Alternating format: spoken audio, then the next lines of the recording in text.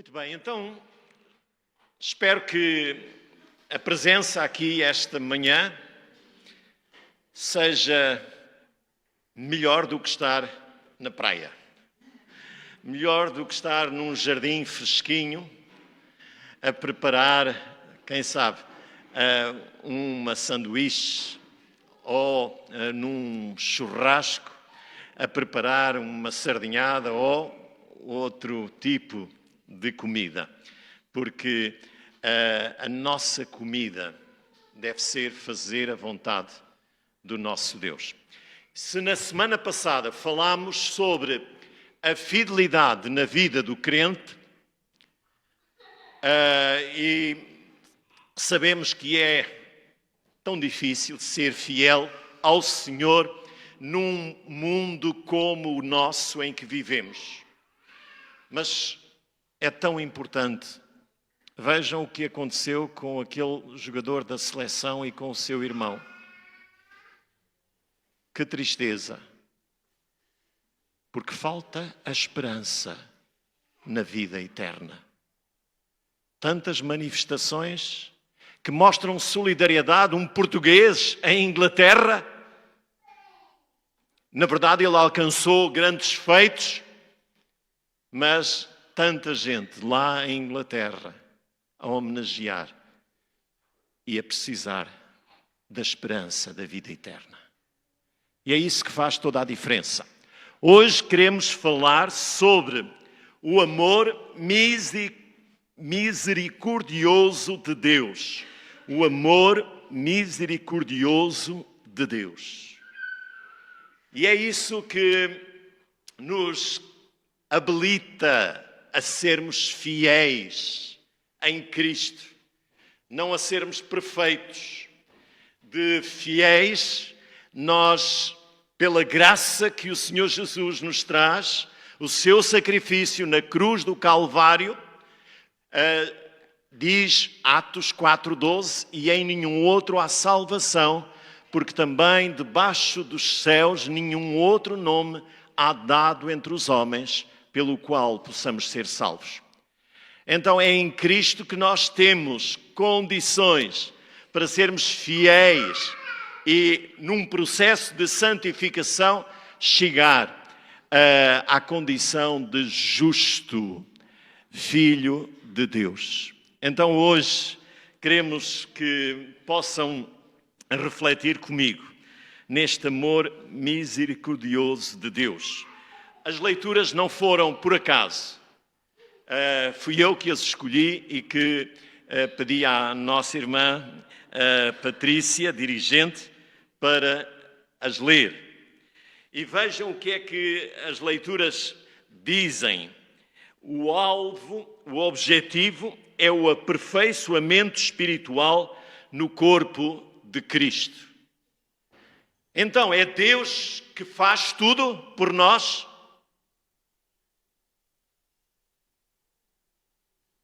Não. Nós temos que fazer a nossa parte. E não só. Contar com os nossos irmãos na fé. Por isso é o corpo de Cristo que pode ajudar-se entre si, apoiar-se entre si. Por isso fizemos a leitura. Toda a Escritura é inspirada por Deus e útil para o ensino. Fazemos isso na EBD, ministramos a palavra. Para a correção, temos a coragem de dizer, não, isto não é recomendável. O Senhor não aprova. Escondi a tua palavra, guardei a tua palavra no meu coração para não pecar contra ti. Toda a Escritura é inspirada por Deus e útil para o ensino, não apenas o Salmo 23, o Senhor é meu pastor.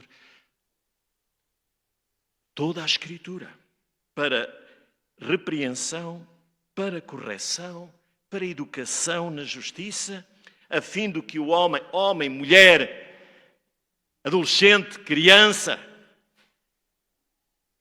a fim de que o homem de Deus seja perfeito e perfeitamente habilitado para toda a boa obra. temos nós que ministrar uns aos outros a palavra de Deus. Tens um texto para mim, irmã, irmão, para ministrares ao meu coração, para me encorajares? Não precisas de um texto bíblico? Claro que a irmã Raquel manda todos os dias o texto bíblico para um grande grupo de irmãs. Mas será que nós não temos nada no nosso coração? Falai entre vós, o quê? Novelas? Más notícias? Guerras? Falai entre vós em salmos, hinos e cânticos. Irmãos, temos que preparar o nosso coração para ministrar aos nossos irmãos. Se eu agora desse um tempo em oração e a oportunidade aos irmãos para dizerem: eu preciso de ajuda, eu estou a precisar de ajuda, o que é que farias? Ia estranhar, pastor. Isto não é comum. Mas quando vimos à igreja, não é só para consumir. É também para ministrar, é olhar para os nossos irmãos que estão à nossa volta e que precisam de uma palavra de encorajamento. Entrega o teu caminho ao Senhor, confia nele e Ele tudo fará. Os que esperam no Senhor renovam as suas forças, não desanimes, não fiques preocupada com o amanhã, porque Ele vive. Posso crer no amanhã. Irmãos, a palavra do Senhor é para ser usada, não é para colocar na estante da nossa biblioteca. E diz o texto, a intensidade com que nós devemos desejar a palavra, desejai ardentemente, como crianças recém-nascidas. E os bebés, quando estão cheios de fome, é uma grande tempestade que eles causam, até que lhes seja servida a refeição, a comida. No domingo passado vimos uma irmã que tinha confessado que muitas vezes vem à igreja e não tem apetite nenhum. Vem para estar com um grupo de amigos, mas a Bíblia diz: assim como o veado anseia pelas águas vivas, assim a minha alma tem sede de ti, ó Deus, fome do Deus vivo.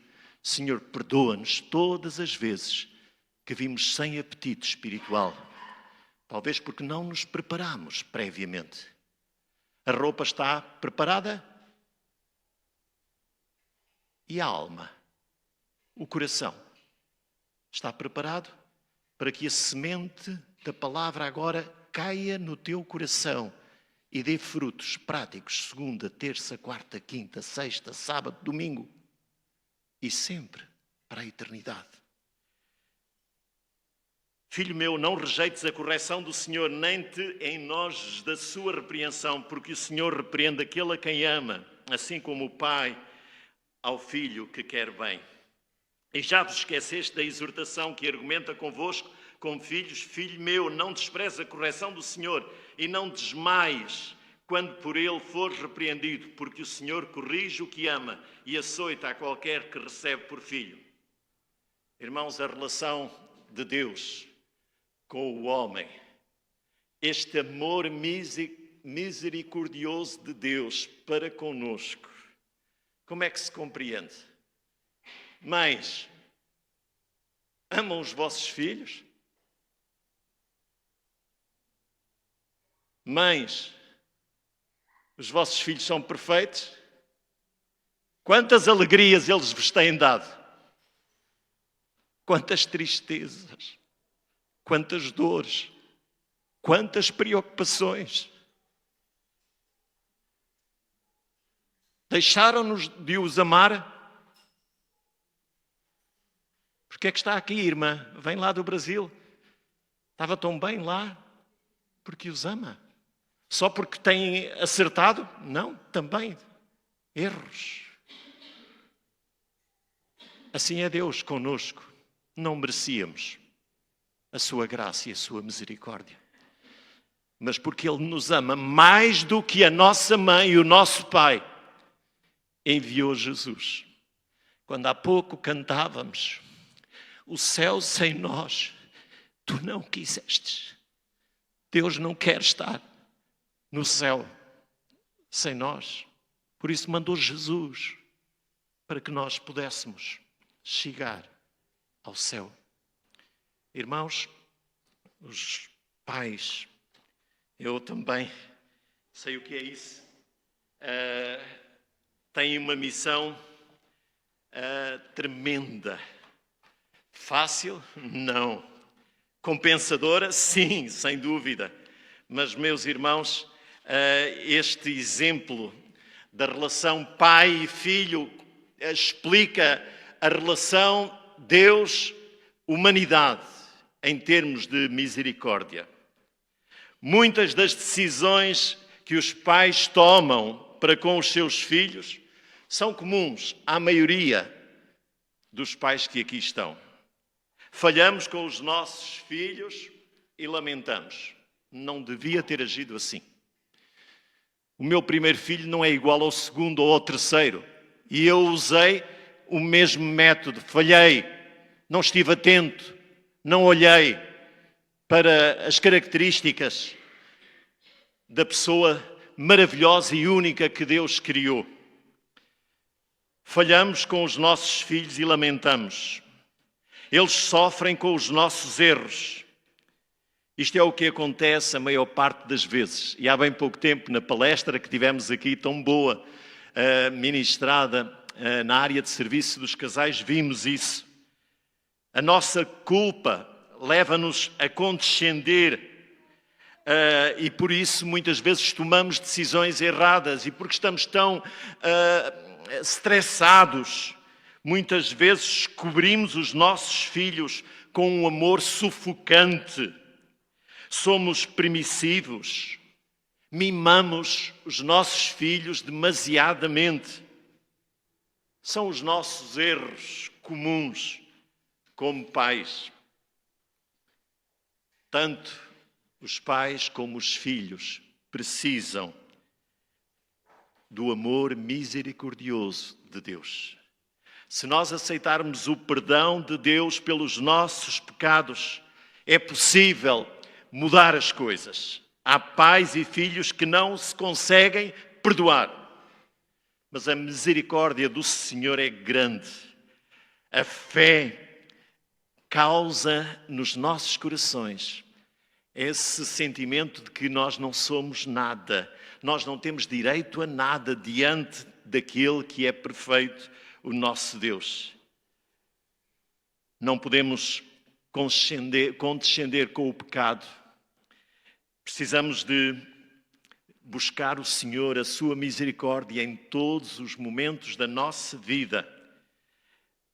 Se nós, que sendo maus, sabemos dar boas coisas aos nossos filhos, quanto mais o Pai do céu dará coisas boas àqueles que lhe pedirem. Mateus 7, 11. Mas graças a Deus, que são as misericórdias do Senhor, como diz Lamentações de Jeremias, a razão, a causa de nós não sermos consumidos, porque como filhos de Deus deixamos muito a desejar. Mas Deus tem um grande amor e precisamos de receber esta misericórdia do Senhor. Como é que Deus nos trata? Qual é a imagem que nós temos acerca de Deus? Um governante, uma autoridade distante? Um avô benevolente que faz todos os mimos, que quebra as regras da casa dos pais? Um terapeuta com todas as regras e exigências? Um professor? Um pregador? Um fanfarrão com a mania que é o pai perfeito? Não, meus irmãos. A palavra do Senhor nos mostra como Cristo resolve os nossos problemas. Vamos abrir as nossas Bíblias a Hebreus 4, 14 a 16. 4, 14 a 16. Um texto que nos ajuda a compreender que há solução para os nossos erros e acertos. Não podemos achar que já sabemos tudo, como pais, como avós, precisamos da graça e do favor de Deus diariamente. Cada criança é diferente, cada filho é um ser especial, único. Hebreus capítulo 4, versos 14 a 16. Eu vou ler na tradução Bíblia para Todos, para se tornar mais acessível àqueles que nos visitam. E diz a palavra do Senhor: uma vez que temos um sumo sacerdote tão importante, Jesus, o Filho de Deus, que chegou até à presença do próprio Deus, estejamos firmes na confissão da nossa fé. Sabemos que o nosso sumo sacerdote se compadece das nossas fraquezas, pois foi tentado em tudo como nós, sem cair no pecado. Aproximemo-nos, pois, com toda a confiança do trono da graça, e assim conseguiremos alcançar misericórdia e graça e encontrar ajuda no momento próprio. Que texto maravilhoso! Leia, reflita e tem aí a solução para as situações adversas que está a enfrentar, as lutas, as tribulações que não acontecem só consigo. Todos nós enfrentamos de uma ou de outra forma estas lutas. Não são só as pessoas que estão doentes, com doenças terminais, que estão ansiosas e preocupadas. Muitos que estão no vigor da sua juventude, como aquele jovem e o seu irmão. Todos precisam do Senhor. E a palavra do Senhor é maravilhosa, conforta-nos e desafia-nos a vivermos vidas dependentes do Senhor. E a leitura que também foi lida, retém a instrução e não a deixes, guarda, porque ela é a tua vida. Meus irmãos, não vos torneis muitos de vós mestres, sabendo que havemos de receber maior juízo. Irmãos, temos perdido a oportunidade, muitas vezes, de melhorar, porque não recorremos à ajuda dos nossos irmãos em Cristo. Temos perdido a oportunidade de melhorar a nossa igreja porque não ministramos ao coração dos nossos irmãos. É bíblico, faz sentido nós ministrarmos? Sem dúvida. Talvez muitas vezes somos desafiados a apresentar uma imagem de uma espiritualidade exterior, formal, que não corresponde àquilo que estamos a viver. Se lemos na leitura básica, Paulo, depois de pedir a Jesus, cura-me deste espinho na carne, não se sabe muito bem o que era uma doença, um problema, um conflito, não sei. Paulo ouviu isto de Deus: a minha graça te basta, porque o meu poder se aperfeiçoa na tua fraqueza. De boa vontade, pois, me gloriarei nas minhas fraquezas, para que em mim habite o poder de Cristo. Mas nós pecamos porque não nos gloriamos nas nossas fraquezas, mas tentamos mostrar as nossas capacidades, os nossos troféus espirituais. E por isso muitas vezes nós não somos ajudados. Ouvi o testemunho de alguém que numa situação, depois de receber o relatório de alguns exames clínicos, disse: tem que ir imediatamente de urgência para o hospital. E antes de ir, orou com alguém. Foi pedido: Senhor, que tu me conduzas à pessoa certa no hospital, ao tratamento certo. E no final do dia, a notícia era: a médica que tratou de mim era crente. Agora estou em paz porque o problema não é tão grave como parecia nos exames. Irmãos, a oração de um justo pode muito em seus efeitos. Estamos a perder a oportunidade de orar uns pelos outros. Vamos dizer: eu preciso de ajuda. Vamos encontrar irmãos espiritualmente capazes, com autoridade, para partilhar a nossa dificuldade. Confessai os vossos pecados uns aos outros, para que sareis. Porque a oração de um justo pode muito em seus efeitos. O confessionário estragou, destruiu esta ponte que Deus criou entre os homens. Não para um se sentir maior e perdoar o outro, mas para que ambos possam estar atentos às suas limitações, às suas dificuldades. E, meus irmãos, lá em Hebreus, nós temos, no texto que lemos, no capítulo 4, mas anteriormente o texto diz algo que importa conhecer este contexto. No capítulo 4, nós lemos o texto que eu vou voltar a ler: tendo, pois, Jesus, o Filho de Deus, como grande e sumo sacerdote que adentrou aos céus, conservemos firmes a nossa confissão, porque não temos um sumo sacerdote que não possa se compadecer das nossas fraquezas. Pelo contrário, ele foi tentado em todas as coisas, à nossa semelhança, mas sem pecado. Portanto, aproximemo-nos do trono de graça com confiança, a fim de recebermos a misericórdia e encontrarmos graça para a ajuda em momento oportuno. Mas no capítulo 3, diz a palavra do Senhor que hoje, se ouvirem a sua voz, não endureçam o coração, a partir do versículo 15, como foi na rebelião. E quem foram os que ouviram e mesmo assim se rebelaram? Não foram todos os que saíram do Egito por meio de Moisés?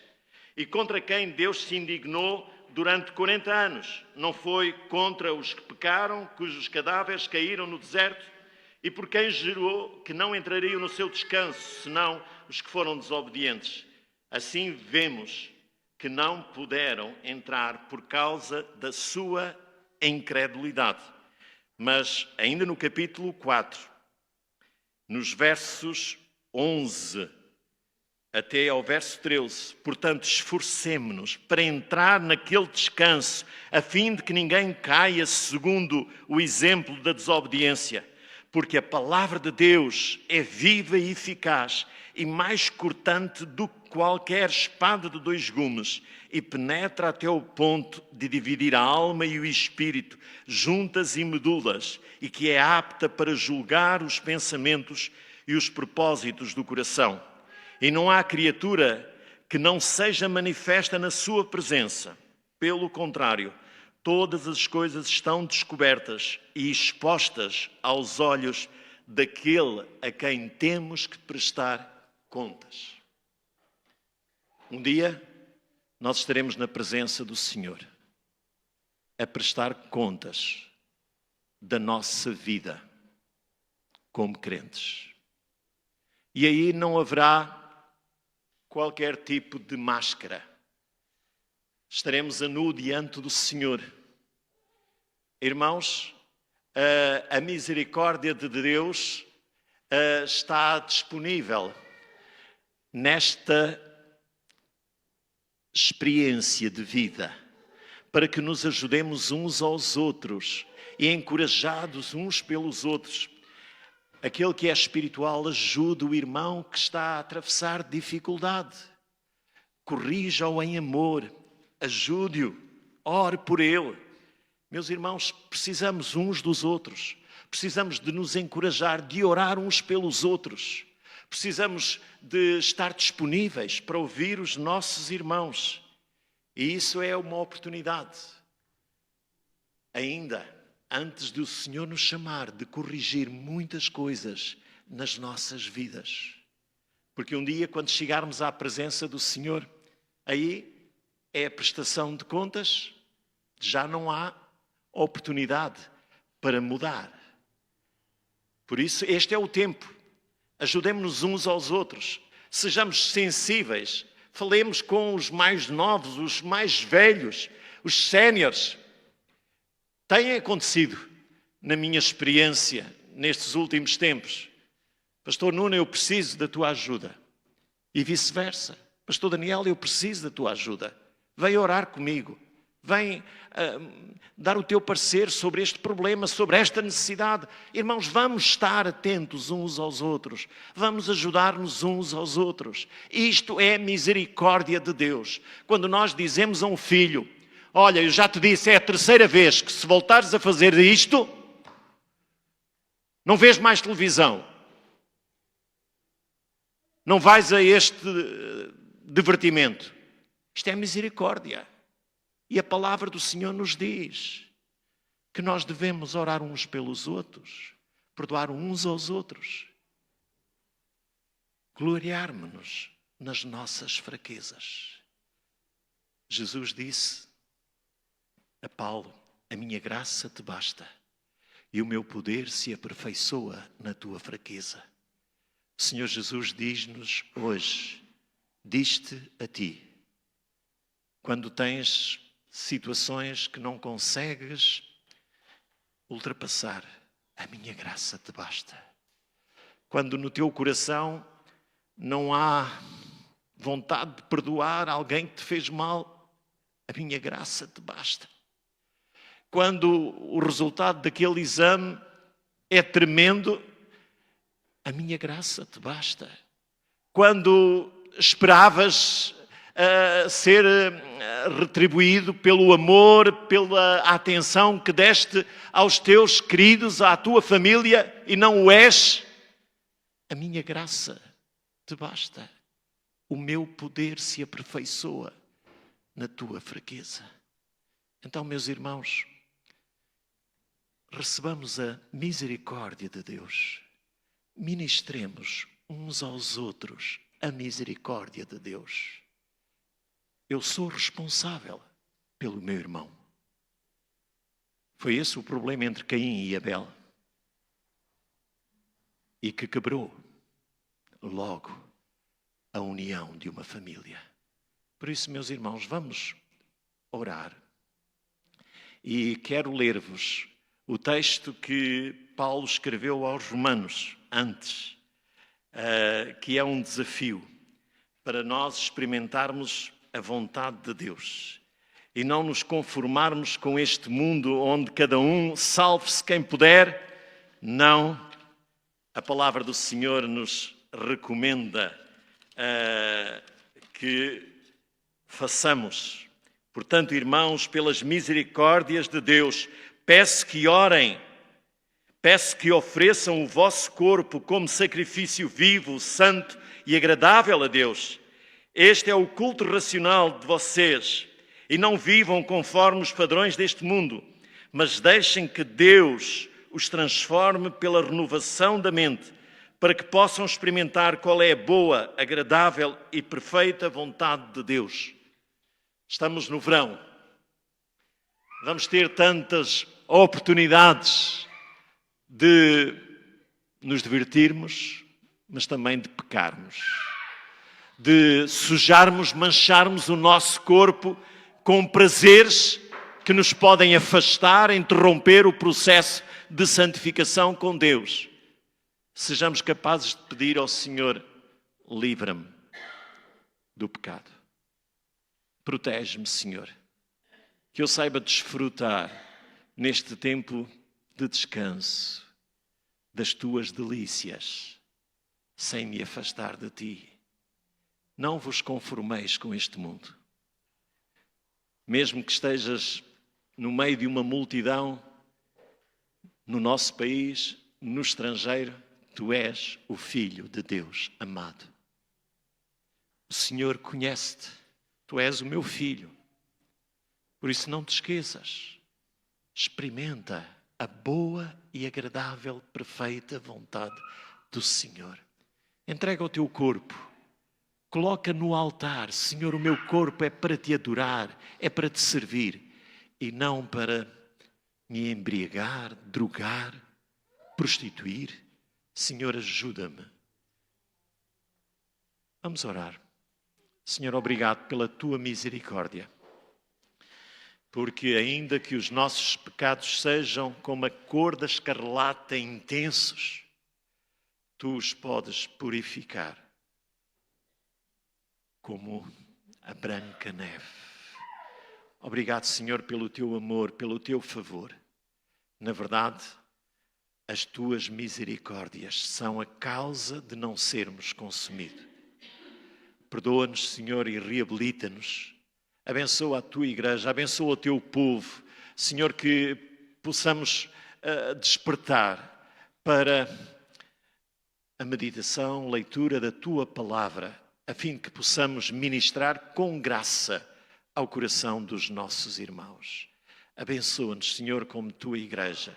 Purifica-nos, santifica-nos como teu povo. É a nossa oração, em nome de Jesus. Amém.